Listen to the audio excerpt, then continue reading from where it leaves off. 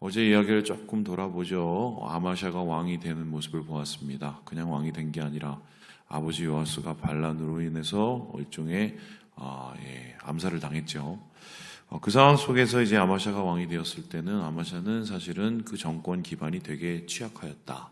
그러니 이제 당연히 눈치를 볼 수밖에 없었고, 어떤 눈치를 보게 되었을까요? 어떻게 보면은 제사장들과 또한 선지자들, 또 그를 지지하는 사람들의 눈치를 이제 보게 될 수밖에 없었습니다. 그래서 그의 정책 중에 하나님을 섬기는 정직한 일을 하게 되었는데, 성경은 여기에 대해서 온전히 하나님을 섬겼다고 얘기 안 하고 온전하지가 않음에도 불구하고 정직히 행했다라고 얘기합니다. 이것을 이제 우리는 눈치 보는 신앙 이렇게 얘기했죠. 어쨌든 이 신앙을 통해서 하나님께서는 케이스 하나하나마다 반응을 하시고 또 그에게 복을 주시고 이 장면을 보았는데요. 그렇게 해서 어떻게 보면은 큰 승리를 거두고 에돔 족속의 땅을 차지하고 거기서부터 많은 부를 얻게 되는 어제 제일 좋은 장면까지 보게 되었습니다. 자, 그러면 그 이후에 아마샤는 어떻게 되었을까요? 정말 그렇게 계속적으로 하나님 앞에 정직히 행하는 그런 모습을 끝까지 유지를 했을까? 안타깝게도 그렇지를 못했습니다. 어떻게 했느냐? 오늘 이렇게 얘기를 하고 있는데요. 우리 함께 14절의 말씀을 같이 한번 읽어보도록 하겠습니다. 시작! 아마샤가 에돔 사람들을 죽이고 돌아올 때에 세일 자손의 신들을 가져와서 자기의 신으로 세우고 그것들 앞에 경배하며 분향한지라. 에돔의 승리를 가진 것은 하나님께서 주시는 하나님의 도우심이자 은혜였습니다. 그러면 감사하고 하나님을 더 가까이 하고 하나님을 더 잘 섬겨야 되는 게 맞잖아요. 그런데 아마샤는 그렇게 하지를 않았습니다. 어떻게 했느냐? 에돔 사람의 부도 갖고 왔지만 에돔 사람의 신도 데리고 왔습니다. 에돔이 섬기는 신, 어떤 신이었을까? 토템에 비롯된 동물 섬기는 그런 게 아닌가 싶은데요. 그런 신을 이제 섬기기를 시작을 합니다. 이게 하나님을 노하게 하시고 또 하나님께서는 이를 통해서 지적을 하시는데요. 이제 15장에 보니까 선지자를 보내시죠. 아니 왜 그딴 신을 섬깁니까? 이렇게 얘기를 합니다. 그런데 16절에 이제 아마샤가 전혀 뜻밖의 반응을 하게 되는데 말이 아직도 끝나기 전에 보니까요. 아니 네가 왕의 모사냐? 한마디로 내 머리 위에 올라 있냐? 이렇게 얘기를 하면서 그를 아예 그냥 무시해버리죠. 그랬었을 때 이 선지자는 이 아마샤에게 경고하고 그의 삶에 대해서 앞으로의 모습에 대해서 분명한 하나님의 뜻을 전하는데요. 하나님이 왕을 멸하시기로 작정하셨다. 결국 이 이후에 어떻게 됩니까? 멸합니다. 어떻게 멸하냐? 스스로 파멸을 합니다. 함께 그것을 볼까요? 우리 함께 17절 말씀을 같이 한번 읽어보도록 하죠. 시작! 유다왕 아마샤가 상의하고 예후의 손자 여호아하스의 아들 이스라엘 왕 요아스에게 사신을 보내어 이르되 오라 서로 대면하자 한지라. 이게 이제 어떤 뜻이냐면 이런 건데요. 여러분 요 전의 일을 좀 한번 떠올려 보죠. 자기 힘으로 안 될 것 같으니까 은 100달란트를 줘서 이스라엘에서 용병 10만 명을 이렇게 고용하지 않습니까? 근데 그게 하나님 뜻이 아니라는 걸 알고 돌려보냈었을 때 그 용병들이 그냥 돌아가지 않고 깡패짓 하고 돌아가죠. 이제 그게 아마 분명히 기억에 남았던 것 같아요. 그래서 그것은 이제 이스라엘과 해결해야 될 문제이기 때문에 좀 만나서 얘기를 하자. 뭔가 항의를 하거나 아니면 거기에 대해서 뭔가 배상을 요구하거나 그러려고 했던 것이 아닌가. 이게 어떤 일이냐면은 그 당시에 남유대가 사실 에돔을 정복하긴 했지만 사실 북이스라엘하고 비교를 해보면 이건 게임이 안 돼요. 북이스라엘이 훨씬 더 강하고 북이스라엘이 훨씬 더 군사적으로 뛰어난 상황. 그러니까 이 이야기를 들었던 요아스는 기분이 나쁜 거죠. 그리고는 18절에 뭐라고 하냐면 이런 건데요. 레바논 가시나무가 레바논 백향목에게 전가를 보냈다. 이게 무슨 뜻이냐면 가시나무하고 백향목은 비교가 안 됩니다. 가시나무는 그냥 작고 아주 얇고 힘이 부족한 나무. 근데 반대로 백향목은 굵고 오래되고 튼튼한 나무. 그럼 누가 백향목이겠습니까? 지금 북이스라엘이 백향목이고 그 다음에 가시나무는 남유대고. 아니 지금 네가 뭔데 간이 배 밖에 나왔네? 요 세례예요. 그런데 그렇게 얘기를 했음에도 불구하고 아마샤는 어떻게 했느냐? 20절에 보니까요. 듣지를 않았어요. 그리고는 어떡합니까? 이거 내가 가만히 두면 안 되겠다. 이거 내가 분이 나는데 어떻게? 그리고 누구한테 물어봐요? 에돔 신에게 물어봅니다. 하나님 앞에 물어보질 않고 에돔 신에게 물어봅니다. 재밌죠? 에돔 신은 패배의 신인데 그 패배한 신한테 가서 물어봐요. 그랬더니 뭐 듣기 좋은 말을 해줬겠죠. 그러니까 어떻게 합니까? 내가 이놈을 가만히 안 놔둬 이러면서 군사를 일으켜서 요아스 북이스라엘을 치러 가요. 이게 그의 아주 적극적인 최악의 선택이 되었다. 그리고는 어떻게 됩니까? 패하고요. 22절에 보니까 도망갑니다. 그런데 여기서 끝나는 게 아니라 이 사람도 반란의 대상이 돼서요. 결론적으로는 어떻게 됐습니까? 거의 뭐 거기서 죽임을 당하고 아버지의 뒤를 이어서 암살당하고 인생이 그렇게 참 안 좋게 끝나는 이런 비극적인 최후를 맞이하게 되었다. 자, 그럼 이 모든 것의 시작이 어디였죠? 에돔에게 가서 승리를 거둔 후에 에돔신을 갖고 오고 그걸 분향하고 섬기는 것이다.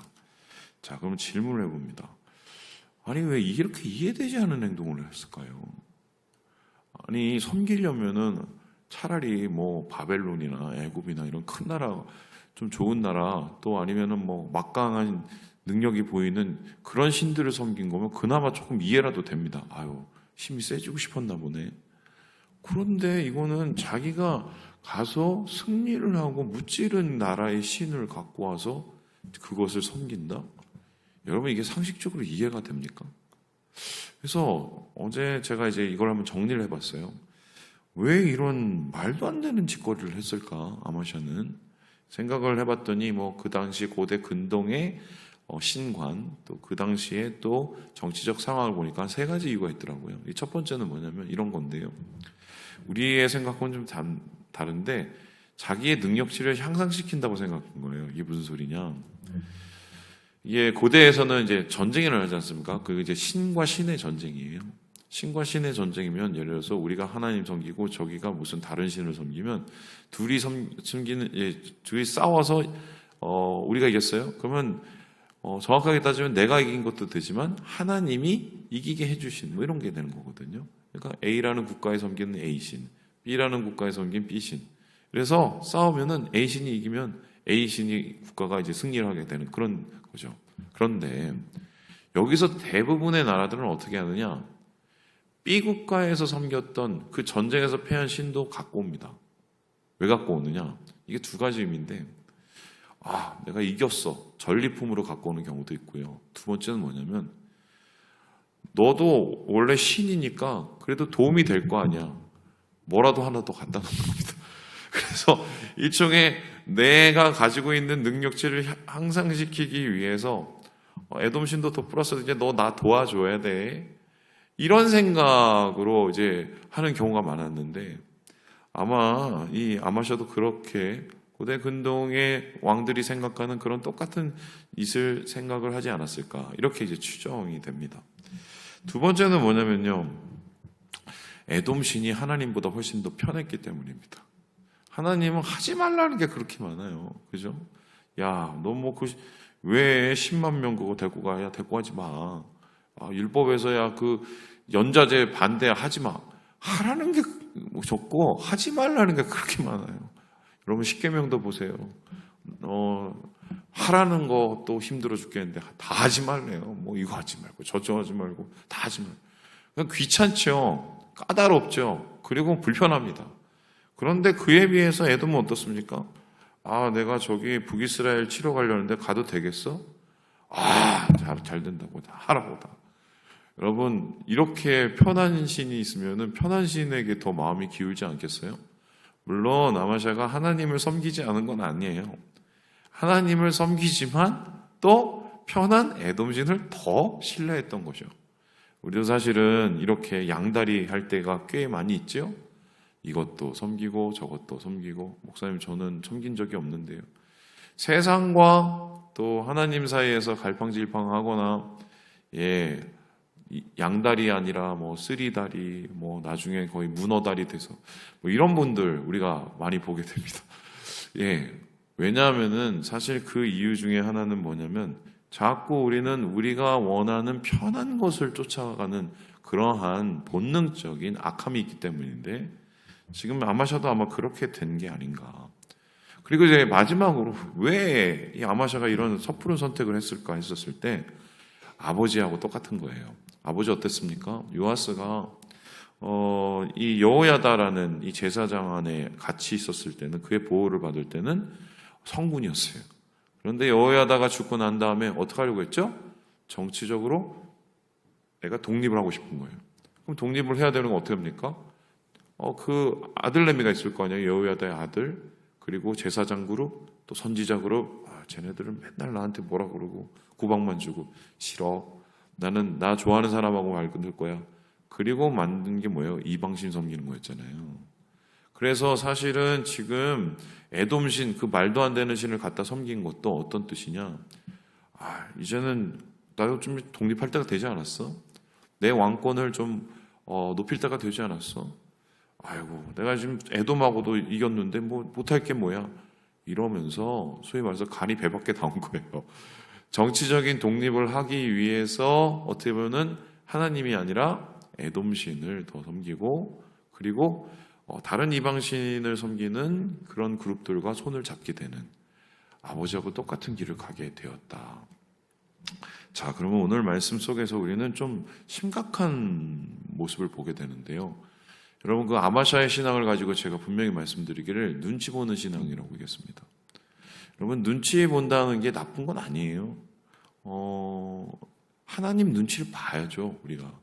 왜냐하면 삶 속에서 자칫 잘못하면 우리의 판단과 우리의 계획과 우리의 뜻을 하다가 하나님이 원하지 않는 죄악에 빠질 수가 있기 때문입니다. 눈치 보는 거는 좋은데 눈치만 보면 문제가 됩니다.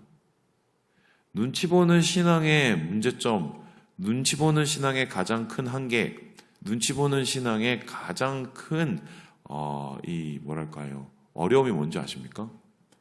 눈치를 볼 일이 없으면은 문제가 나타난다는 거예요. 이런 거죠. 그 전에는 내가 왕이 됐는데 우리 아버지는 암살당해서 죽고 내 주위에도 나를 죽이려고 하는 사람도 있을지 몰라. 눈치를 볼 수밖에 없죠. 그래 하나님이라도 잘 섬겨야지. 눈치를 볼 수밖에 없죠. 그런데 에돔하고 가서 막 싸워서 이겼어요. 이거 내가 이게 되네. 이 조금 군대로 저걸 다 이겼어. 그리고 에돔이라는 그 나라가 그 당시에 이제 페트라, 여러분 이제 성지순례 가면 페트라가 아시는데요. 요르단에 거기가 뭐냐면 교역로였어요. 이 교역로는 한마디로 돈이 많은 곳이잖아요. 얻는 것도 되게 많은 거예요. 이제 나도 좀 된 거야. 이제 나도 좀 이제 할만해. 어떻게 해요? 내가 왜 눈치를 계속 봐야 돼? 이제 나도 이제 내 마음대로 할 거야. 눈치 보는 신앙의 한계는 여기서부터 시작이 돼요. 그러면서 어떻게 합니까?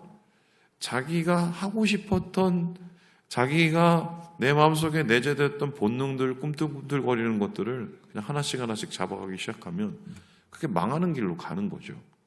그래서 지금 아마샤는 왜 망하게 되었나? 눈치 볼 일이 없어져서 망하게 된 거고, 정확하게 표현하면은 살만하게 되니까 망하게 된 거예요. 그렇다면은 이 눈치 보는 신앙의 분명한 한계는 사실은 그 마음속에 진정성이 없으면 언제 어떻게 넘어갈 수가 있다는 소리입니다. 자, 그렇다면은 어떻게 해야지? 제가 어제 경외에 대한 얘기를 했죠. 신앙은 경외다. 경외의 밑감정은 두려움이다. 하나님을 두려워하는 거죠. 그리고 두려워한다는 것은 다른 의미로 눈치를 보는 거다. 이렇게 했어요. 그런데 중요한 거는 경외보다 더 숭고하고 경외보다 더 승화된 하나님이 원하시는 태도, 신앙의 태도가 있습니다. 눈치 보는 신앙에서 넘어서서 진짜 축복받는 신앙이 될 수 있는 하나님이 원하시는 태도가 있어요. 그게 뭔지 아십니까? 경애하는 겁니다. 우리가 경애한다고 하면은 좀 우리가 좀 안 좋은 반응들이 있어요. 왜요? 경애하면 자꾸 위에 동네 생각이 나서 경애하는 무슨 동지 막 이러면서 예. 근데 이 경애란 말은 되게 좋은 말이에요. 뭡니까? 존경하고 사랑한다는 말이에요. 경외는 존경함으로 두려워하는 마음이죠. 그런데 그거보다 한 단계 더 승화된 감정은 존경하면서 사랑하는 마음이에요. 하나님 눈치 보고 하나님 두려워서 아유 내가 죄짓지 말아야지 이런 것도 좋죠. 그런데 그것보다 더 의미 있고 더 깊고 더 영원한 감정은 뭐냐면 이렇게 하면 하나님 싫어하시는데 내가 하나님 사랑하는데 이렇게 하면 안 되지. 경외를 넘어선 경애의 감정을 갖게 되는 거죠. 경외와 경애의 가장 큰 차이점이 뭔지 아십니까? 관계예요. 두려운 관계로 한마디로 멀리 있는 하나님이 아니라 경외, 가까이 하며 하나님을 구하며 하나님을 찾으며 경애의 마음을 갖게 되면 사실은 눈치 보는 신앙이 아니라 하나님의 사랑만을 바라보는 신앙이 되는 거죠. 근데 사실은 안마샤는 그렇게 할 생각이 1도 없었어요. 그리고는 자신 안에 있는 이 꿈틀거리는 욕망과 본능, 이것을 이겨내지 못했고요. 결국 눈치 보지 않을 일이 생겼을 때 스스로 자신의 욕망의 노예가 돼서 자신의 잘못된 선택의 피해자가 되는 이런 모습이 오늘 말씀 속에서 나타나게 되는 겁니다. 자, 그러면은 오늘 말씀을 통해서 우리가 얻게 되는 교훈이 무엇인가? 저는 진짜 이 말씀을 보면서 그런 생각을 했어요. 어떻게 이렇게 아버지랑 똑같냐? 그죠? 요아스, 아마샤 똑같아요. 초반에 잘하다가 좀 지나서 이제 됐다 싶으면 그때 왜 이럴까? 이건 뭐 죄의 DNA가 밑으로 내려가는 건가? 뭐 이렇게 생각할 수도 있겠지만 사실 다시 생각해 보면 잘 될 때가 그때가 조심해야 될 때. 잘 될 때가. 반면에 어제 이제 목사님도 얘기하셨지만 박광희 목사님도 우리의 삶에 참 되는 게 하나도 없을 때가 그때가 어떻게 보면 하나님께서 우리에게 은혜를 주실 때 아니겠습니까? 그래서 우리가 자긍하고 자만하고 교만하는 마음은 이거는 우리 마음속에 절대로 들이지 말아야 되겠습니다. 이렇게 생각하시면 돼요. 여러분 마음에 자만하고 교만하는 어떤 음성들이 들리면 나사렛 예수 이름으로 물리치세요. 할렐루야. 뭐 영적 전쟁이 다른 게 아닙니다. 나사렛 예수 이름으로 명하노니 뭐 귀신은 이게 아니에요. 내 마음속에 올라오는 스물스물 올라오는 자만과 교만의 음성을 주 예수의 이름으로 물리치는 게 이게 영적 전투거든요.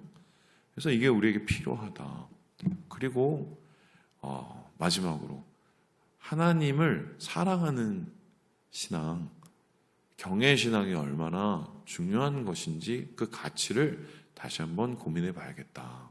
말씀을 마칩니다. 우리 사랑하는 여러분, 주님을 경외합시다. 또 하나님을 가까이 합시다. 주님께서 주시는 큰 은혜를 누리시며 오늘 하루도 주님과 함께 동행하시는 우리 모든 형제 자매들 되시길 주님의 이름으로 축원합니다.